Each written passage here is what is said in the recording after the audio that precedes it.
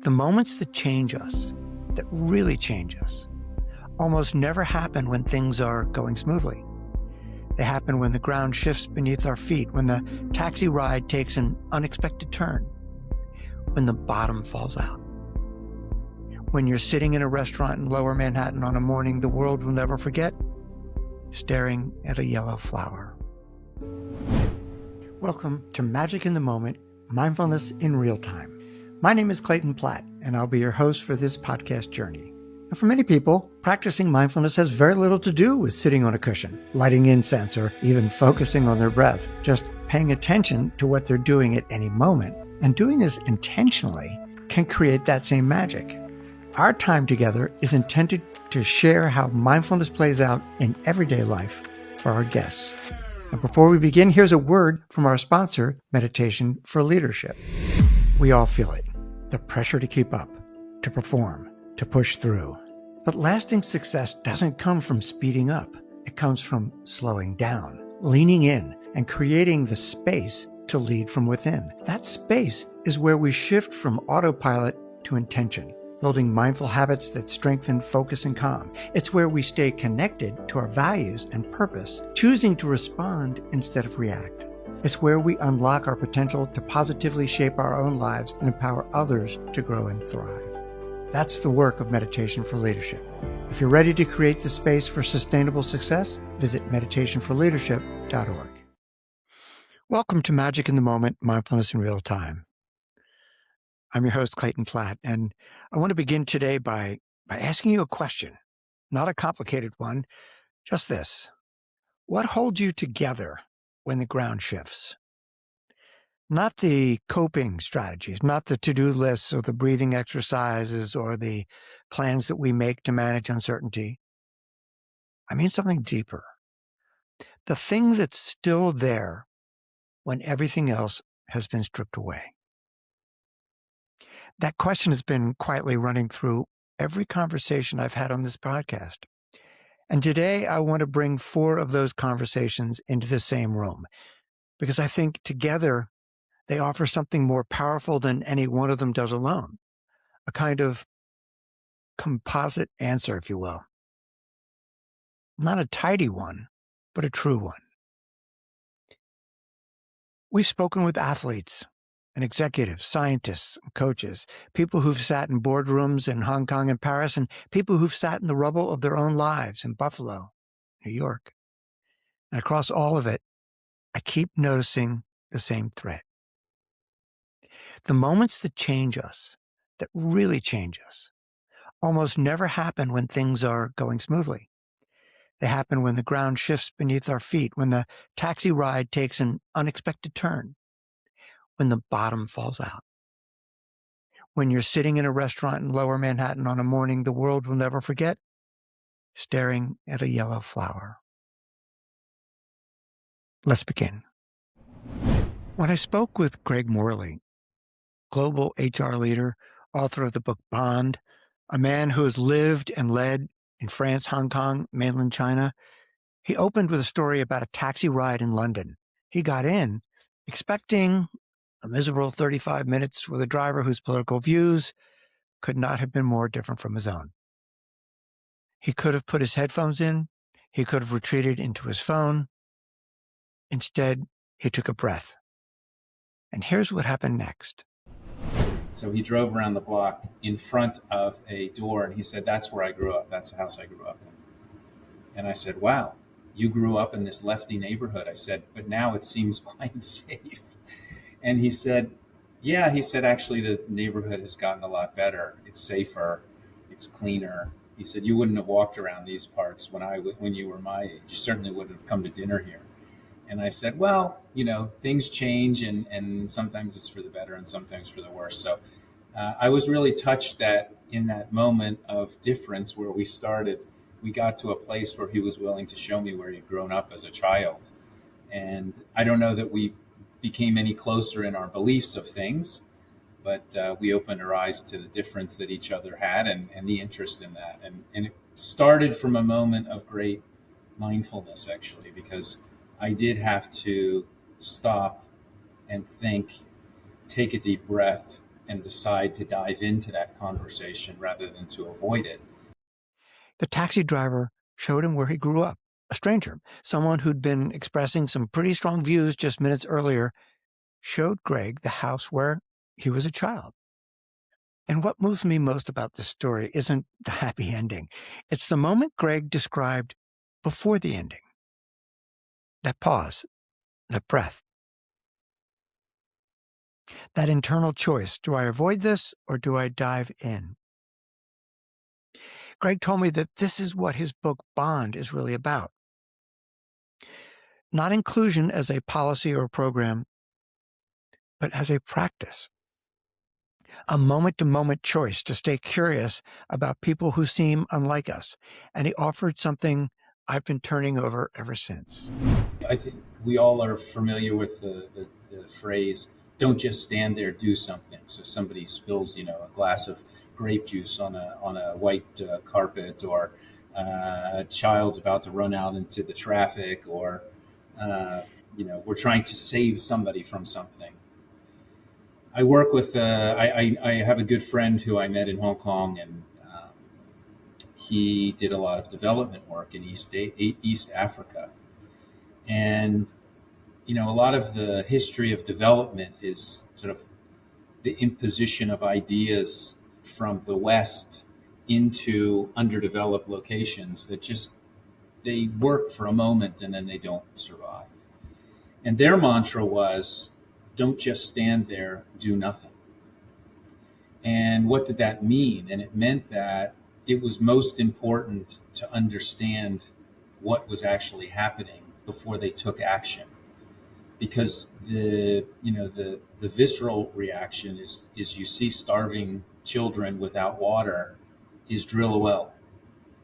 But maybe that's not what needed to happen to save a village or save a community. And so I try to reflect on that, which is there is sometimes the need to don't just stand there, do something. But there's also times, probably more often, when we need to practice the don't just stand there and take the action of doing nothing for a while and really understanding, really being curious, really asking curious questions. And then, of course, we take action. Don't just stand there, do nothing. In a culture wired for speed, for quick answers, for satisfaction of immediate action, that is genuinely radical wisdom. And it applies everywhere, in leadership, in parenting, in a taxi cab in London, in our own minds, when the impulse to react rises and we have just barely the awareness to pause. And the pause is where the power is. Kathy Love knows something about life shifting without warning. She was living what looked from the outside like a very wonderful life on the Connecticut shoreline, 3 kids, deeply rooted in their community, involved in everything, proud of it all. And then within 2 weeks of an FBI card appearing on her front door, it was all gone. The house, the savings, the community, the identity she'd built. She and her girls moved to Buffalo, and on one of their first days there, standing at a street corner that felt nothing like home, Kathy did something remarkable. That was when I remember saying to them, we haven't changed. The people who we are when we lived in Connecticut is exactly the same people who we are today. And it doesn't matter where we live or what cars we drive or anything else that we had, let define us, that we were still the same people. And also when we drove down the street, to remember that the people who we might have once judged or had preconceptions about were likely not true, that those people were just as much the same as we are. We haven't changed. I want to sit with that for a moment. Because what Kathy did in that moment on that corner in Buffalo with everything stripped away was offer her daughters the most essential truth of mindfulness practice. You are not your circumstances. You are not your address, your car, your title, your net worth. Who you are is something that doesn't move when the ground does. And that's not a small thing to offer a child. That is not a small thing to offer yourself. Kathy has spent years now doing deep work around understanding what got her off track, the patterns of codependency, the noise of other people's expectations, the habits that kept her looking outward for what could only be found within. And what she came to at the center of all of it was something beautifully simple. Mindfulness is the one piece of it that is it's the constant, it's the number one thing that I bring back. So for me, I don't have to sit on the cushion, but I definitely can use my breath. And I use my breath with the intention of it bringing me back to the present moment, because all of the fear that I might be feeling in that moment comes from either the past and things that have happened that are not happening now, but that I'm recreating in my mind from the past, or things in the future that I'm worried aren't going to go the way I want them to go. And so my biggest healing technique that I use personally and that I share is to be present and to use the breath to get me there. The most immediate, always available, return to now. All of the fear, she said, comes from the past to the future. Right now, in this moment, we have what we need. The breath is how we remember that. I've been teaching mindfulness for years, and I still find myself moved by how consistently this comes back to breath. Not because breath is magic, but because this moment is where we actually live. The breath is the doorway. Ara Tucker was a first-year law student at NYU when September 11th happened. She was right there, Lower Manhattan, the sound of a door slamming, chaos in the courtyard, her roommate running toward a father covered in soot, and then her own father appeared, and that most human of impulses, let's go eat. They walked to a restaurant called Bar 89, and in the middle of one of the most horrific days in American history, on a table in that restaurant, there was something Ara has never forgotten. And I remember a bud vase with a yellow flower. And I don't know what we ate. I don't know what we talked about, but I remember that flower. And it's one of the memories that I still have even after, understanding the magnitude of the sheer horror, the sheer fear, the loss, the incalculable tragedy. And yet my brain, continues to bring back that memory for me. A yellow flower. Not the towers, not the smoke, not the soot. A yellow flower in a bud vase, and lunch with her father, and the tender fact of being together. And I find this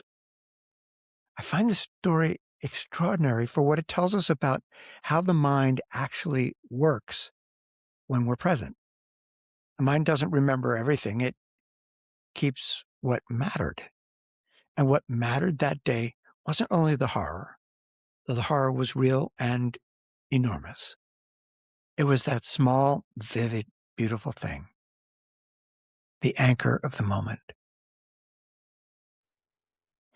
Ara went on to build a career and a creative life around storytelling, around the idea that our specific details, if we're willing to pay attention to them, can become universal. She also learned through her own therapy and growth something that I think is as important as anything she shared. And she said, now give her a hug. And I was like, She's like, because she doesn't need your advice right now. She just needs you to acknowledge where she is and to give her a hug.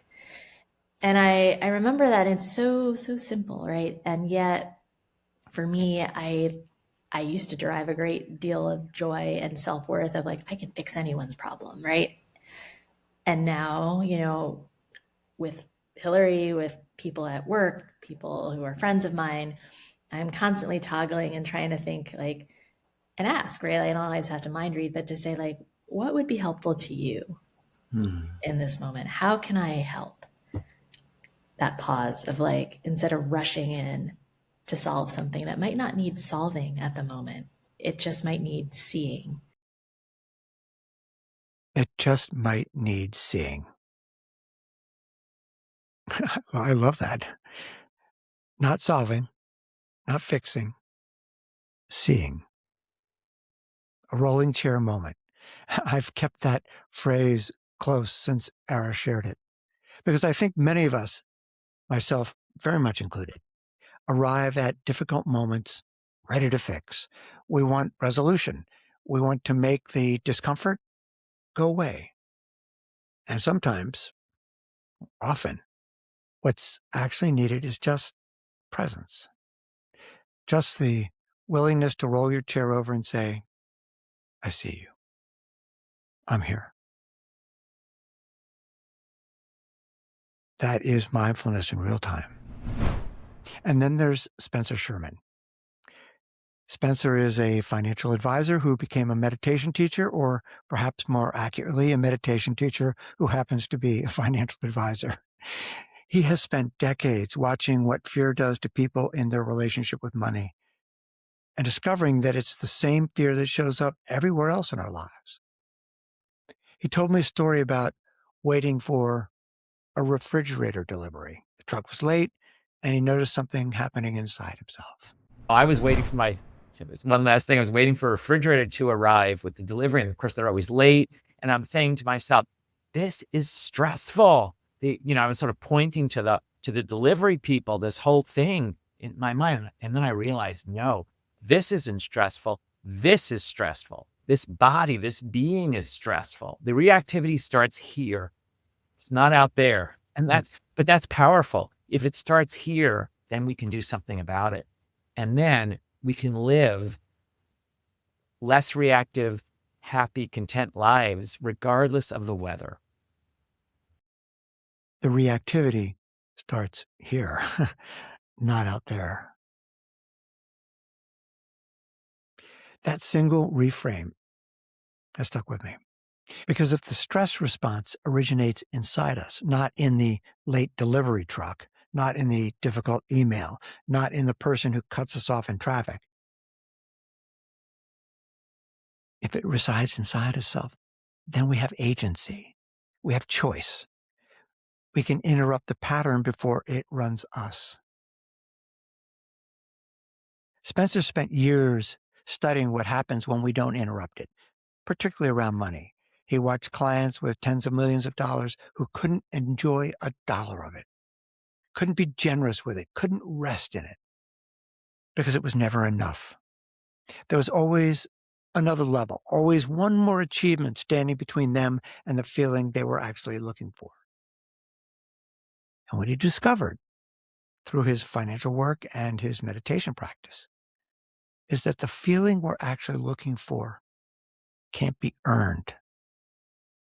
It can only be declared. You have enough, you do enough, that you are enough. Why do we give ourselves permission? Because no one gets there by the doing one more thing. By the, oh, this sounds great, what Clayton and Spencer is saying. After this program, I'm going to do X, Y, and Z, and then I'll be there. No, you're training your mind in the opposite direction. It's declaring it right now, right in this moment. And you have permission because no one else is, most of us don't get there, even the billionaires. So if they're not getting there, you can get there. You can get there right in this moment. No one gets there by doing one more thing. Friends, I have sat with the teachings of Jack Kornfield, of Tara Brach, of Pema Chodron, and Oren J. Sofer, and I've rarely heard the essential invitation of mindfulness stated more simply or more directly than that. The enoughness we're looking for, the stability, the ground under our feet, isn't waiting for us at the next achievement. It's here. It requires not another accomplishment, but a declaration, a choice. This moment, this breath. This is enough. So, what do a London taxi driver, a corner in Buffalo, a yellow flower, and a late refrigerator delivery have in common? Well, they all point to the same thing. Presence isn't a reward for when life calms down. It isn't something we get to practice once the hard stuff is over. Greg found it in 35 minutes with someone whose worldview was entirely different from his own. Kathy found it on the worst day of her life, speaking to her daughters on a street corner in a city that felt alien. Ara found it in a single yellow flower in the middle of collective catastrophe. And Spencer finds it in the gap between a stimulus and a response, in the moment before reactivity takes over and the moment we choose differently. The magic is in the moment. Not the perfect moment, not the convenient one. This one. Right now. Right now, you're listening to this, maybe on a walk, maybe in your car, maybe sitting somewhere quiet. This is it. This is the moment. You don't need to be calmer, more organized, further along, or more enlightened to be present in it. You just need to notice that you're here. And maybe if Spencer's words landed anywhere close to where they landed with me, to let yourself declare, just for right now, that it's enough. If any of these conversations have moved you, I want to invite you to go back and listen to the full episodes with Greg Morley, Kathy Love, Ara Tucker, and Spencer Sherman. Every one of them went deeper than we touched today. Every one of them has something in it that might be exactly what you need right now. And if this is your first time finding magic in the moment, welcome. We have a growing catalog of episodes exploring how mindfulness shows up not on a cushion, not in a meditation retreat, but in boardrooms and taxi cabs and therapy offices and restaurant tables with yellow flowers. You can subscribe on YouTube or wherever you listen to podcasts.